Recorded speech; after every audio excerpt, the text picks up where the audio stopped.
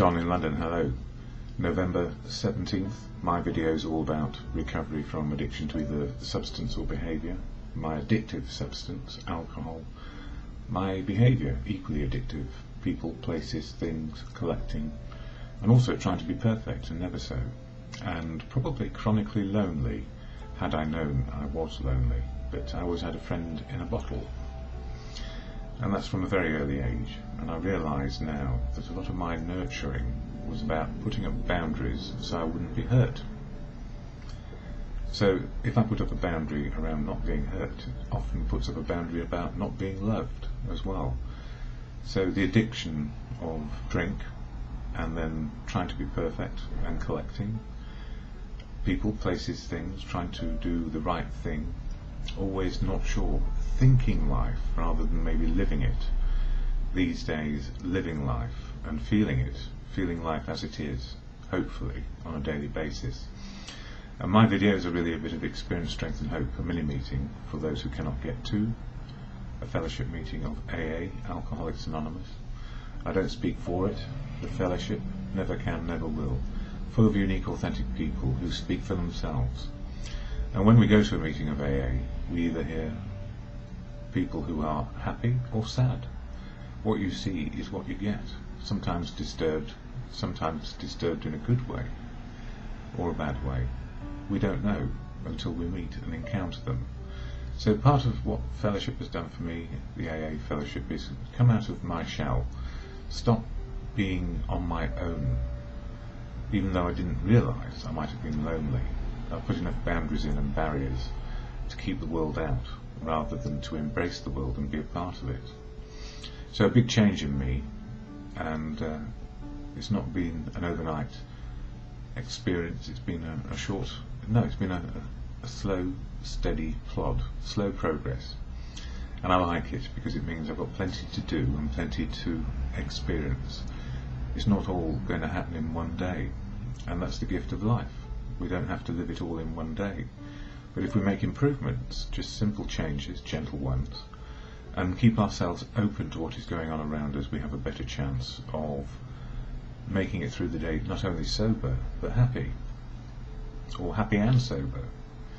Because then I am connected to reality, and I'm not trying to push reality away. I don't need a drink to be convivial or happy. I don't need a drink to be sad or isolating. I can do all those things without a drink, depending on how I'm feeling. So if anything else, I've learned about how I am feeling on a daily basis, rather than how I think I ought to be. So AA, Alcoholics Anonymous, has saved my life on a daily basis for some time. And I share the AA preamble, which you would hear if you went to a meeting at the beginning, and then a reading from the AA literature. What you see is what you get in the fellowship. Attraction, not promotion. So I'm not promoting AA because there are many ways to get sober. I'm just showing how sober works for me. So it's not a promotion. We all have to work hard at living. Life is difficult. Anyway, the AA preamble. Alcoholics Anonymous is a fellowship of men and women who share their experience, strength and hope with each other, that they may solve their common problem and help others to recover from alcoholism. The only requirement for membership is a desire to stop drinking. There are no dues or fees for AA membership. We are self-supporting through our own contributions. AA is not allied with any sect, denomination, politics, organisation or institution, although we all are in some way or other. We don't bring it into the fellowship. We talk about it, but we don't actually bang a drum and say, you ought to be like me. It does not wish to engage in any controversy, exactly. Neither endorses nor opposes any causes, because if we were allied to a cause, we lose our primary purpose, and this is what it is. Our primary purpose is to stay sober and help other alcoholics to achieve sobriety. So, excuse me, a meeting last night, blinking marvellous, full of people from a few days sober to decades sober. I know at least one over 30 years, and many in between, and an excellent share from the person who started the meeting off as the chairperson. What they do is they share their experience, strength and hope of their life and how it's turned out. being sober. And then we all share back as we wish, and it was one of those meetings where we get picked. We put our hand up and we get picked if we have something to say. And these days I still want to put my hand up, not to say the same old thing again and again, but to say, what has this meeting meant to me, and what have the other people done in their sharing to stimulate my outlook? And it was really about feelings. I do feel life on a daily basis now, rather than try and think what my response to life ought to be. And that's about prayer and meditation too. And in the fellowship we have 12 steps. Step 11, November, in this book, Daily Reflections, 1 a month. Step 11 is all about prayer and meditation. And I often wondered, how do I pray and meditate? Well, the simple answer is, since I was born, I've been feeling life, and prayer and meditation has been going on in me, not as a conscious action, but as a subconscious text. I'm always wondering how I'm feeling, but somehow that got turned off into fear of life and not understanding what was going on. But I was still thinking and praying and meditating because there's a chatter going on in my head. So prayer and meditation, we're doing it whether we think we are or we aren't. It's called that inner voice, which is either saying, do the next right thing, or go to the pub, in my case. It's not doing that anymore, because the desire and the need to keep on drinking has gone away. And has it been removed completely? Well, no, because I'm human, and addiction is something we stay in recovery from on a daily basis. I was recovered yesterday, but I'm recovering today. So prayer and meditation, it really hit home last night. No matter what is going on, our brain, the internal inner voice, is always going. And sometimes it's trying to pray life right, or meditate life right, or rather to reflect and meditate about how life is right, and that every experience we have is just as it may be today. And then if we look at our choices, the prayer and meditation to choices, looking outwards and not being selfish, is really what it's about in step 11. So improving my conscious contact with life, reality, spiritual, and whatever belief system you or I have. It won't be the same because we're unique, authentic. Anyway, today is all about loneliness in the reading, in the daily reflections. So for November 17th, almost without exception, alcoholics are tortured by loneliness. Even before our drinking got bad and people began to cut us off, nearly all of us suffered that, or the feeling that we didn't quite belong. Yeah, I always had that feeling of not quite belonging, covering up, guilt, shame, all the other stuff. Don't let people know what's going on, because then I'm vulnerable. Not realising that if people pick on me because of my vulnerabilities, I need to find some new friends. The agonies and the void that I often felt inside occur less and less frequently in my life today. I have learned to cope with solitude. Solitude is good for me. It means that I am comfortable in my own skin on my own. It is only when I am alone and calm that I am able to communicate with God, or good conscience, in my case, both, depending on what I believe, and beliefs do change over time.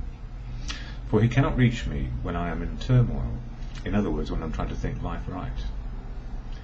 It is good to maintain contact with God, or good conscience, at all times, but it is absolutely essential that, when everything seems to go wrong, I maintain that contact through prayer and meditation. Because often prayer and meditation tells me one thing: ring somebody up, ask a friend to help me, a professional to help me, a member of my family or community to help me. Because often problems are better solved with two heads rather than one. But again, too many cooks can spoil the broth, so choose your cooks and your chefs well. Anyway, that's it for today. The serenity prayer to God or good conscience. God, grant me the serenity to accept the things I cannot change, courage to change the things I can, and the wisdom to know the difference. For me, is just for today.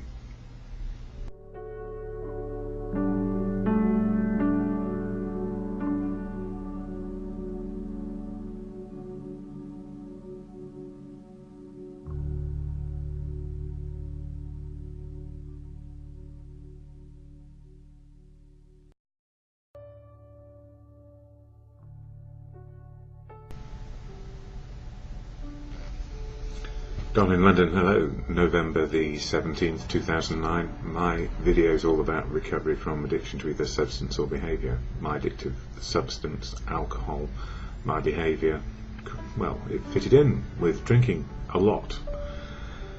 If I could cross-addict or find something else to fill the gap inside me, that feeling of loneliness, exclusion, I did, and it came out sideways, as they say, into work, relationships, you name it, a collector of people, places, things, and maybe trying to capture something to make me feel better.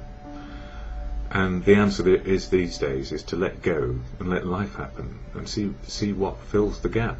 And 30 years of drinking? No, more, 35 years of drinking, 35 years of working very, very hard, and 35 years of trying to fit in. I'm not really understanding that the absolute gift in recovery these days is I found some way of fitting into my own head and life, just right sized. That's the same size as anybody else. So the absolute gift of sobriety for me is I face each day with a sober head and make life work as best I can. What's helped me along the way? Family, community and professionals to keep me alive long enough in my final days of drinking, which was 24/7, completely out of control, because I needed that help, but I didn't like it and I didn't want it and I rejected it and I was a complete mess. So what happened? Well, I woke up one day, had a moment of clarity, simply I cannot beat this addiction on my own. And that was a starting point. And I went to a professional who found a way to detox me, found a way to get me to a place of safety, well, relative safety, which I rejected as well, and went out for another go, and another go, and another go, till I was in the gutter, and hopeless, helpless, and completely bamboozled by life. I had another moment of clarity. I wanted to be locked up. So I went for a psych assessment, and the psychiatrist who assessed me on that particular day just said, after 2.5 hours of discussion and examination, "You're not mad," he said, "you're just mad as hell at what life has done to you." And he said, some ways of getting sober obviously are disagreeable to some folks or to some people, and rehab was not exactly right for me.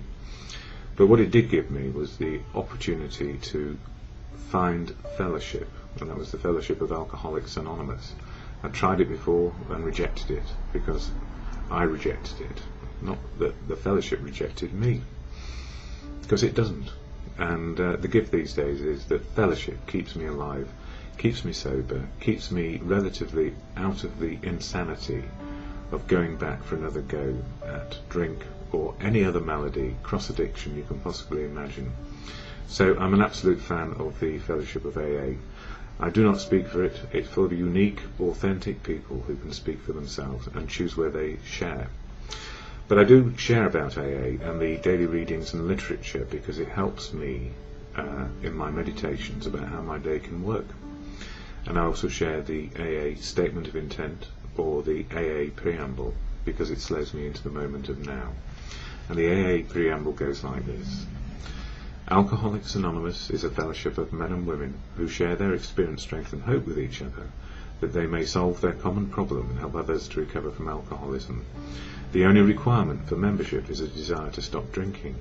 There are no dues or fees for AA membership. We are self-supporting through our own contributions. AA is not allied with any sect, denomination, politics, organisation or institution, does not wish to engage in any controversy, neither endorses nor opposes any causes. Our primary purpose is to stay sober and help other alcoholics to achieve sobriety. And it works. You know, the whole program is about 12 steps of action for the individual to change attitude and behaviour. So there are 12 steps of action on a personal level, and there are 12 traditions which hold the fellowship together. So the 12 steps, change our attitude and behaviour, offer us the opportunity to live open, honest and willing to see what life has in store for us. We don't prejudge it. If we're lucky, we just see what life is and experience life using the 12 steps, or utilising the 12 steps. And the 12 traditions are about unity, service and recovery, and how the fellowship holds itself together and stays focused on one thing. The only requirement is a desire to stop drinking and to share the message of experience, strength and hope with others.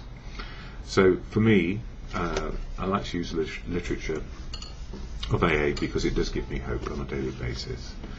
And the daily reflections, this one, it covers each step each month. So January step 1 through to step 12 in December. So November is all about step 11, which is about prayer and meditation. And I had a big problem with prayer and meditation for many years because I felt it meant I had to believe in a God of your understanding. And what I've understood in AA is it's the God of our own personal understanding. So 6.5 billion people on the planet, all with an idea about what God may or may not be. And the gift is, if we live long enough, we experience what it might be to be an agnostic, an atheist, or a believer. So what we come to believe is our higher power, or God, is what we choose and understand from our life experience, what makes us tick and the world tick, and what we see and understand, and sometimes what we can't explain. So for me, I like Gandhi, or what he said. God is truth, God is love, God works through people. And I think through the centuries, when we look at and examine all the texts, it is about truth, love, and wisdom we gain from others about what it is to live to good conscience. So when I share the readings, like in Daily Reflections for today, November 17th, it says, overcoming loneliness. Almost without exception, alcoholics are tortured by loneliness. Even before our drinking got bad, people began to cut us off. Nearly all of us suffered the feeling that we didn't quite belong. That comes from As Bill Sees It, page 90.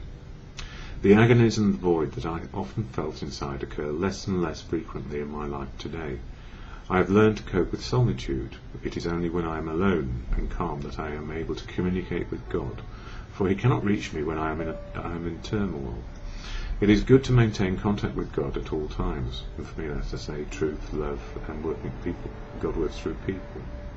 But it is absolutely essential that, when everything seems to go wrong, I maintain that contact through prayer and meditation. And for me, prayer and meditation is not about, what can God do for me? And it's not about, I'm special and different, so therefore, God, are you listening to me? And more often than not, it's me listening to good conscience and reflecting on the wise words of other people, which give me an understanding of where I may go next. And the gift of fellowship, well, it's all about experience, strength and hope. And I went to a newcomers meeting last night, and I heard two people share. Principally, it's a two-chair fellowship meeting of newcomers, and they reflected on their experience, strength and hope. The specifics quite different, the similarities so close when it comes to addiction and recovery that it means we get a message. And there were newcomers from a rehab unit and newcomers from just off the street, 3 hours not quite sober, to people 35 years sober. And the gift for me in all of this is I'm somewhere in the middle of all of this, and I know no better than anybody else what is going on in life today. But when I gain a bit of experience, strength and hope, how to look and be part of and be included and be able to love other people and be loved back and do something useful, life seems to work a little bit better. So my message today is very simple. It's better not to be on the outside. It's better to be on the inside. To be included, to be part of, to have fellowship and friendship in one's life, wherever it comes from. And when I finish these videos with the serenity prayer to acceptance, it's to the God of your understanding and my own. So to God, grant me the serenity to accept the things I cannot change, courage to change the things I can, and the wisdom to know the difference, for me, is just for today.